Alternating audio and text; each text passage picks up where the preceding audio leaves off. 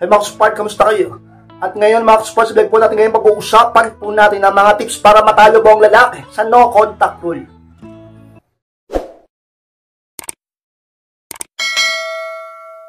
At kung handa na kayong lahat, masarap po tayo. At muli, be Spark!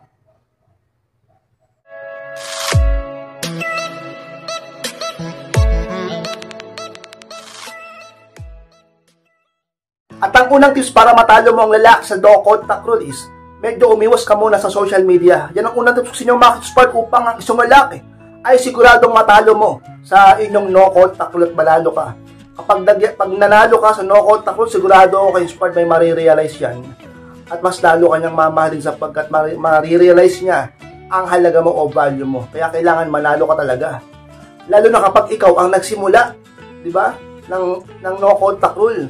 O kahit siya pa ang nag-no contact sa'yo, dapat manalo ka. Dahil babalik at babalik yan. Mataas ang porsyento na babalik ang lalaki kapag nanalo ka sa no contact rule. Dahil ikaw ang nakatiis at siya ang hindi nakatiis sa'yo. Dahil pinunayan mo na mas matatag ka at mas may pride ka. At lalo na kapag ikaw ang nasa tama. Diba? Huwag kang masyadong marupok. Kaya isa sa mga tips ko sa inyo upang manalo ka.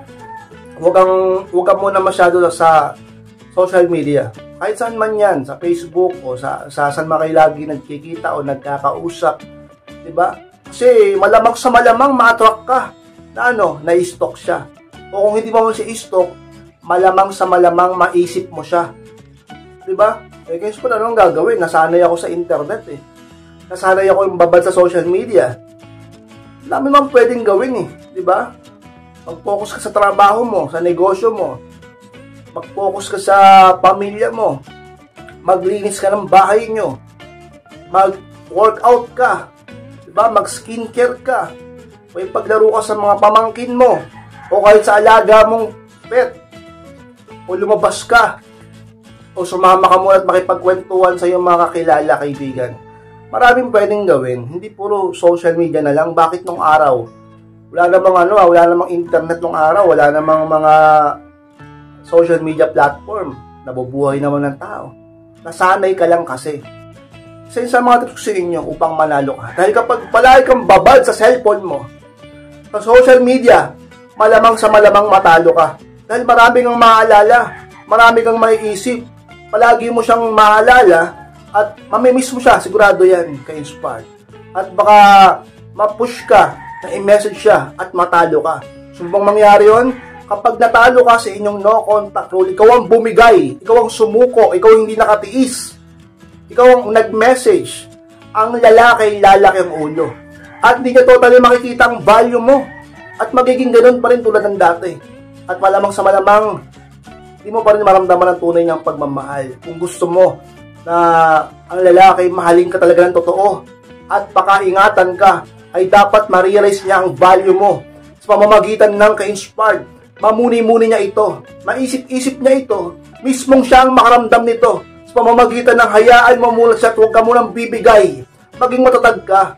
At dapat ikaw ang manalo sa no contact rule. Kung hindi siya nagpaparamdam sa iyo, dapat huwag ka rin magparamdam sa kanya. Hayaan mo siyang unang magparamdam sa iyo. Hayaan mo siyang unang mag-chat or mag-text or mag-call sa iyo. Hayaan mo siyang unang magparamdam upang siya ay siguradong makarealize at makaramdam ng value mo. So sa mga tips ko sa inyo, upang manalo ka, huwag ka muna sa social media masyado. Gumawa ka naman ng ibang bagay sa buhay mo. At ang pangalawang tips mga Spark para manalo ka sa no contact rule nyo ng lalakis, piliin mo ngayon na maging matapang at maging matatag. Yan ang pangalawang Spark, dapat mong piliin yan. Alam nyo, life is a matter of choice. So yun sa mga pinaka-pinaniniwalaan ko. Ang minsan nabubuong isang resulta ng buhay dahil sa iyong mga desisyon. Kung sino ka ngayon, malamang sa malamang dahil yan sa mga choice mo before, di ba? Kaya mag-ingat kayo sa inyong mga choices sa buhay, sa inyong mga desisyon. Sapagkat ang ating kapalaran ay nakasalalay sa bawat desisyon na ating gagawin. Kaya maging maingat ka ngayon. Kung pipiliin mo na maging marupok, kung pipiliin mo na maging martir, kung pipiliin mo ka-inspire na maging tanga, na maging talagang mahina, na sigurado ako matatalo ka sa no contact rule. Bibigay ka at maghahabol ka sa kanya. Yun ang pinili mong landas. Kaya naman, huwag ka rin magreklamo, huwag ka rin magsisisi pag yung lalaki ay inulit-ulit na saktang ka. Di nakita ang halaga mo at laging tinitiis ka. Dahil natalo ka eh. Diba? Sabi nga nila, winner. Basta, kailangan manalo ka. Kasi pag di ka talaga nanalo, kawawa ka talaga dyan. Ano yan? Lalaki ulo niyan. Tataas lalo pride niyan sa'yo. Magiging low value ka sa kanya. Ano mo mangyayari yun? Pag naging low value ka sa kanya, dahil nakita niya ang kahinaan mo, dahil natalo ka sa no contact rule nyo, sa pag hindi nyo pagpaparamdam sa isa't isa, at ikaw yung natalo, ikaw unang bumigay, ikaw unang nagparamdam, ang lalaki ay talaga namang palaging aabusuhin ka. Isipin niya ganun kakahina sa kanya, na pwede niya pa rin gawin yung mga bagay na ginawa niya noon, na pwede pa rin siyang gumawa ng mali sa'yo sapagkat alam niya na handa mo siyang patawarin, sapagkat alam niya na mahina ka. Kahit hindi kayo magparamdam ng saglit na panahon sa isa't isa, kahit na mag-no contact ka ng saglit na panahon, alam nang bibigay ka. Diba? Minamalit ka. Kaya kailangan ngayon pa lang, kung no contact rule kayo sa isa't isa, hindi siya nagpaparamdam mo, ka rin magparamdam. Dapat patunayan mo, diba, na may value ka, na ikaw yung nasa tama. Lalo na kapag ikaw yung nasa tama, hindi yung ikaw yung nasa mali, ikaw pa yung matigas dyan. Kapag ikaw ang nasa mali, siyempre mag-sorry ka, magpakumbaba ka. Pero wag totally habol ng habol. Hence part. So sa mga tips ko sa inyo upang ang isang lalaki ay matalo mo sa no contact rule. At mga itong tips mga part para matalo mong lalaki sa no contact rule is palagi makipag-usap sa mga kaibigan mong babae. Pangatlo tips part. Opo mga tips part, kailangan talaga may kausap ka. Kasi pag ikaw lang mag-isa, wala malamang sa malamang lagi siyang papasok sa isip mo. Palagi mo siyang maalala. Hindi ka nalilibang eh. Hindi ka nadidistract. Nakapokus ka pa rin sa kanya. Kaya kailangan tulungan mo ang sarili mo na mapokus yung isip mo sa ibang bagay. Kailangan sa mga paraan makipagkwentuhan ka sa tao, sa kakilala mo, sa mga babae na lang mas maganda na. Sa mga babae. Kasi pag babae, syempre, mas makapalagayan mo ng loob yan, mas ma-open mo yung ano mo, at saka mas safe ka. Pag lalaki kasi, marami na akong narinig na ano dyan. Inspired sa mga sikreto. Dapat talaga, lilibangin mo yung sarili mo. Yan, makipagkwentuhan ka muna sa mga kapatid mo, sa mga kaibigan mo, sa best friend mo. Lumabas muna kayo, punta kayo sa SM. Mag-travel kayo, o kaya naman, mamasyal, magtumabay-tambay mo saglit. Kwentuhan ng mga nakakatuwa. Huwag naman yung puro nakakalungkot, huwag puro drama. Makipag-usap ka palagi sa mga kaibigan mo babae. Makatulong yan para malimutan mo siya, para hindi siya pumasok sa isip mo, at para gumana yung paramdam mo, at para lumipas yung oras na hindi mo siya masyadong inaalala. Lumipas yung oras na syempre, ikaw yung nananalo dahil hindi mo siya na-message, hindi mo siya na-chat. Samantalang siya, baka siya isip siya sa'yo, naalala ka niya palagi, hindi niya alam, ikaw nalilibang ka sa pakikipag-usap sa mga kaibigan mo. O sinong lamang ngayon, di ba ikaw? Kasi siya, isip siya ng isip sa'yo.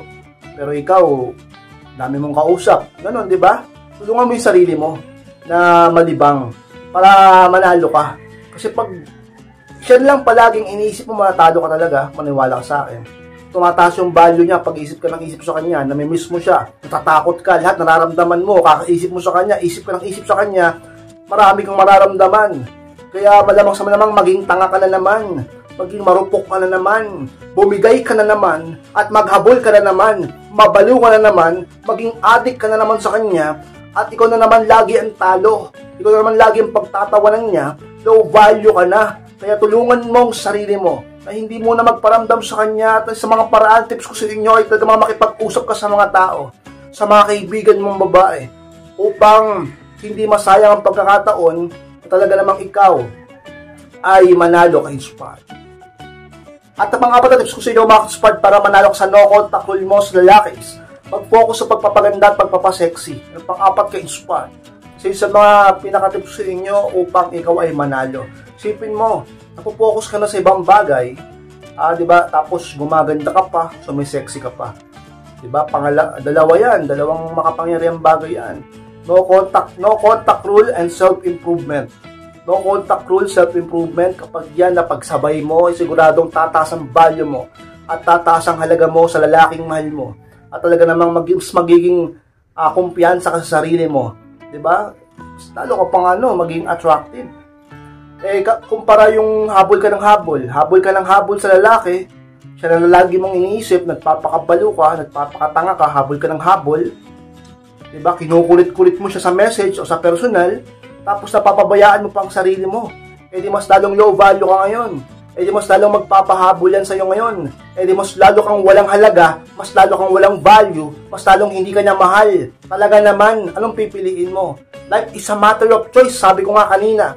Piliin mo ngayong maging matapang at matatag. Piliin mo ngayon ang sarili mo. Mahalin mo at alagaan ang sarili mo. Pataasin mo muna ang value mo. Hayaan mo muna siya. Hayaan mo muna siyang mag-isa. Diba? At hayaan mo rin muna ang sarili mo, ka-inspired, upang manalo ka. Hanggat hindi siya nagpaparamdam sa'yo, mag-focus ka muna sa self-improvement mo.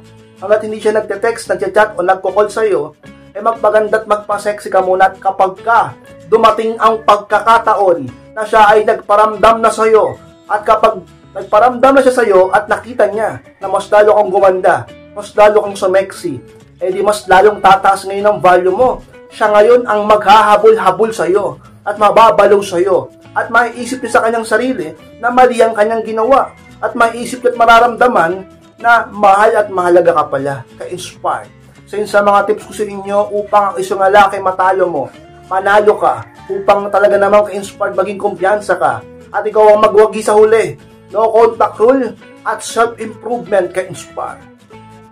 At man mo sikreto, tips ko sa inyo mga ka-inspired upang matalo mong lalaki sa no contact rule is humingi ng tulong sa Diyos Ama. Yan ang palima, ka-inspired. So yun sa mga pinakasikreto.